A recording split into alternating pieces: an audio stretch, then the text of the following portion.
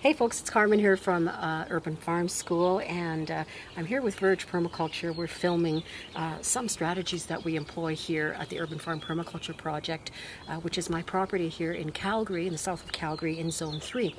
So one of my loves and passions is growing tomatoes. So I used to work professionally for a big organic heirloom tomato grower here outside of Calgary and learn a ton of real pro tips and tricks.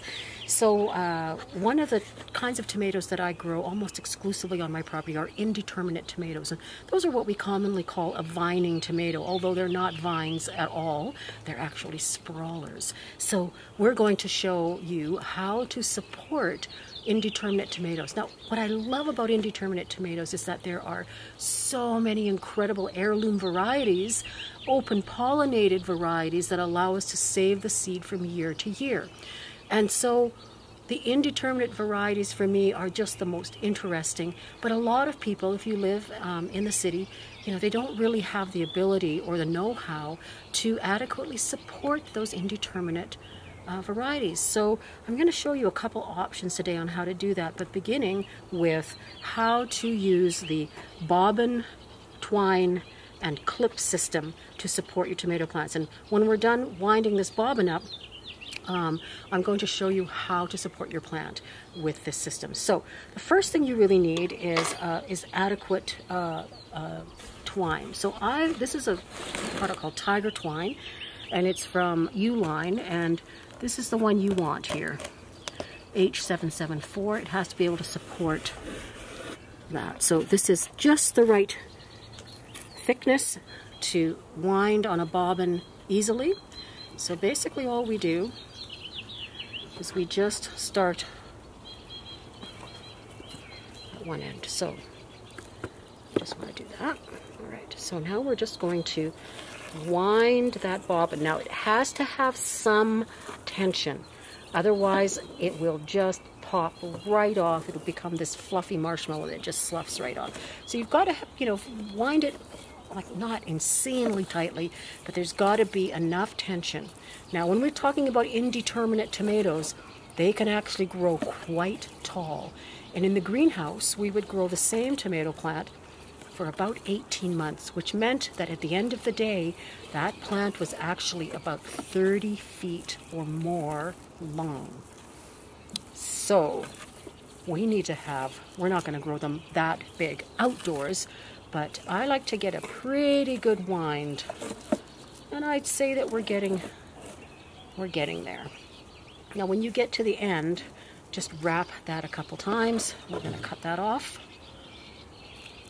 That. So now I've got my bobbin wound. Now I want to talk to you about clips. Now these bobbins, you can make your own out of really heavy duty. This does not bend easily. And keep in mind that a 14-foot tomato plant even weighs a heck of a lot, especially if you're growing larger tomato varieties. So you want to make sure that this is very sturdy. You can buy these online for in some locations, but you can also here in Calgary you can purchase. They're slightly less robust, but these kind of clips or bobbins at Garden Retreat. So that's really great. Now let's talk about the clips. Now this is a clip that I still have that came from 15 years ago when I worked for Hotchkiss Herbs and Produce. They're no longer in business, but this little clip has lasted and been used every year, and it's still good. So I'm still on the search for this kind of really, really robust clips. Most of the clips you can find today look like this. Now it looks like the same product, but this is incredibly flimsy. Often I will only get 1, maximum 2 seasons off of one of these. Now I recently purchased this one. Now it's a little closer in thickness to the original black one, so I'm going to be using these exclusively this year. I ordered these online. Where did I get these? Oh, actually, I didn't order these online. You can order them online. You can get 1,000 in a box. So that would last any tomato grower. I bought these actually at Incredigrow, I believe. I found them there. I was pretty excited.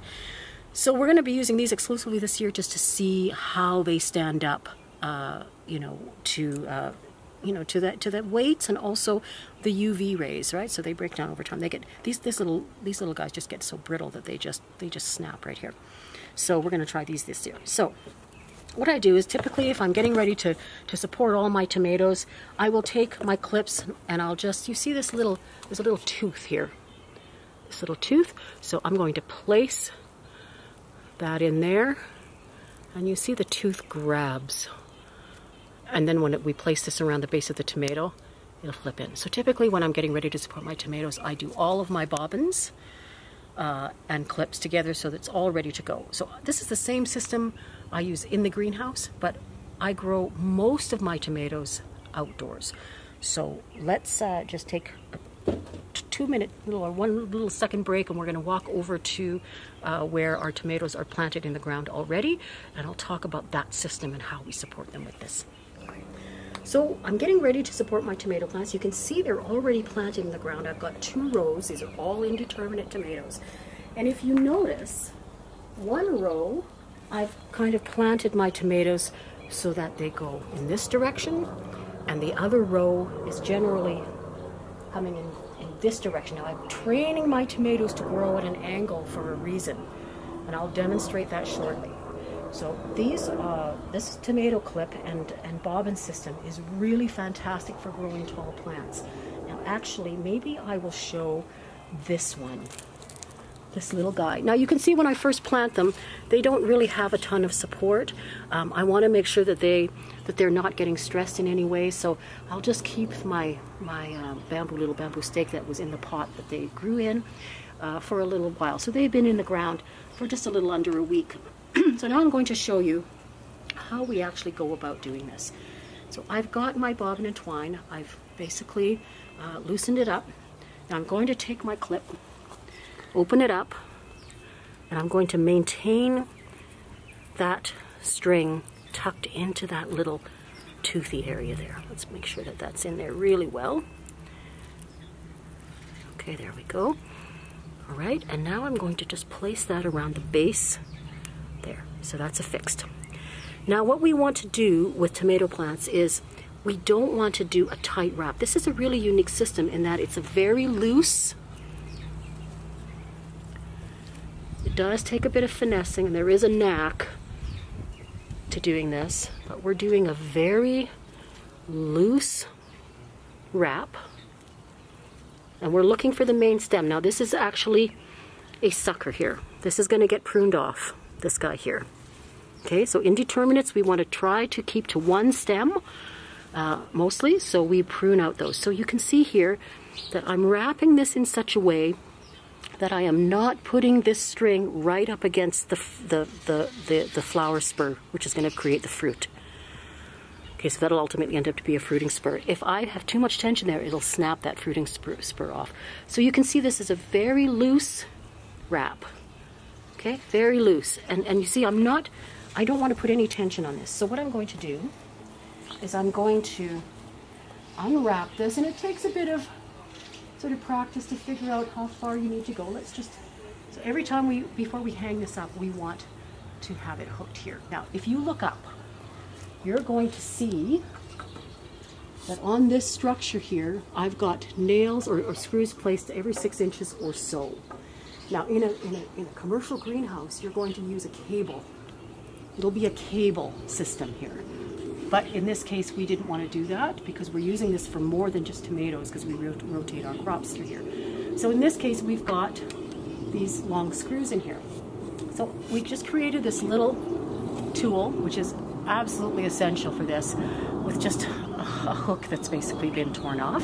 The idea here is that we want to be able to insert this into here, into this little free area here, and then be able to hang this tomato up. Now, if you see here, there's a lot of slack. Now, I've trained these tomatoes to kind of go this way. At this point, this amount of slack is fine. As they get larger, you're going to start wrapping the tomato around this slack. It'll take up that slack, right, as it grows. And at some point, it's going to feel tight. So if it starts to feel tight, we just support. So let's say this plant is now this tall, and I've got no more slack. You have to have slack. If it gets, especially once you start getting fruit on your tomato plants, the plants will get heavy. If there's no slack, your tomatoes will break. So what we want to do is maintain a little bit of slack. Now, what we do is we just basically hang on to this, bring this down with our little tool, and then we would just unwrap this and put it back up. Unwrap it by one or half. In this case, this is fine. Now, if you notice, I'm not putting this back up over this side. I'm not putting it straight above. I'm actually going to put it just about 6 to 12 inches to the right of the tomato, in this case, because my tomatoes are growing this way. Ultimately, like when this tomato, it's going to reach the top. It's going to grow to the top. When it does, I have to take this off and unwrap it, and then actually end up moving this over one more notch or so. The reason is we always want to maintain a gentle angle going up. If we continue to do that, this tomato ultimately is going to end up with its hook over here. Okay? And there's going to be this gentle sway, but all of them are going to be going in that way. So when this last one here, which is quite large already, it's going to actually be trained to go around the corner. So basically, you just have this system that you can keep moving these tomatoes as they grow. And you're always going to have a productive zone from about here to here. Now, ultimately, when it comes to training your tomatoes, the removal of suckers, like this one, are really important. But what you want to do is make sure, now you see this is the growing tip. This is the only growing tip. So what you want to do is eventually this is going to make a little sucker here. I want to leave that one. I don't want to take off that last sucker. We always leave the last sucker until there's another one to take its place. Because if for some reason in the training and the winding of my tomatoes to support them, I break off that growing tip, if I don't have a backup little sucker there, then my tomato's done. It's not, because I've taken all the other suckers off. I don't have something that's a backup lead. So we want to be really careful with that. So that's why we typically don't do any like really close end wraps like that. We just kind of leave it.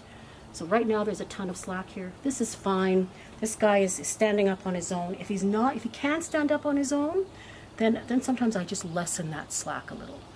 Like normally this is a little too much, and in that case, what we can do, if that's too much, and then winding it one full rotation back is too little, then what you can do is just take up the slack by winding around. Let's see how that goes. So you see that's quite a bit less slack, but if this plant wanted to flop down, this would be enough to hold it up. So this is a fantastic system. Now I want to show you what not to do. I've seen this a lot where people, instead of wrapping their tomato like this loose wrap, this is really supports your plant really well, very gently. What some people will do instead of wrapping is they'll just use multiple clips. They'll just run a straight string straight up with lots of tension, and then they'll take those clips, and every so often they'll put a clip around the stem of the tree, kind of like doing this, okay, all the way up. The problem is when you use a clip and bobbin and twine system like this to do that, what happens is there's space between each clip, which means that if you're growing larger tomatoes, sometimes what will happen is the tomato plant will slump, and it will actually create this kind of an elbow shape in its stem, and ultimately will kill the plant or break the plant. So we don't really want to do that. This offers steady support all the way along the stem. So it's useful in some applications to do that clip system if you just need a little additional support, let's say. But to rely on that for tomato support, it's just not what these clips were designed for. So really wanted to show you the correct way to do that. So of course on the opposite side, I'm going to use the same system, but I'm going to maintain that angle as much as I can. Okay? So ultimately when we're growing, and I mentioned the productive zone is going to be from about here to about 6 feet or 7 feet up. So once these plants get to be about 3 to 4 feet tall, I'm going to start taking off some of these lower branches. Okay, what I want to do is create really good air circulation down here, and also there's a lot of fungal spores in the soil. So one thing we want to be mindful of is watering at the base of your plants. So we're just about to put in our drip tape in here now that these plants are getting established, and we'll be watering at the very base of these plants under the mulch. We love to use mulch in our tomato beds because it avoids what's called splashback. When we water from above, sometimes we get these fungal spores that splash onto these lower leaves and cause fungal diseases on our plants. So we like to avoid doing that. So we take out these lower leaves for a number of reasons. One is that they are most likely to have fungal spores on them. So we take those off, and then we maintain also really good air circulation underneath basically the tomato canopy. Now you'll notice that I leave a lot of these little ground cover plants in here. Often there's calendula that self-seeds under here. So I end up with this beautiful little understory of plants that act as ground cover. Now these are all just self-seeding little dudes that are so beautiful and perform a really important function here. So, so even in annual systems, you can use the same kind of canopy structures in a way, as long as they're not interfering with the growth of your tomato plants. So that's basically the system that we use here, and it's the same system I use in my greenhouse, and I love it. So I couldn't live without my indeterminate tomato plants. Determinate tomato plants are great for some applications, but these are my babies. I love them. So guys, if you have any questions, feel free to leave those in the comments below, and yeah, enjoy your gardening season this year and grow lots of tomatoes.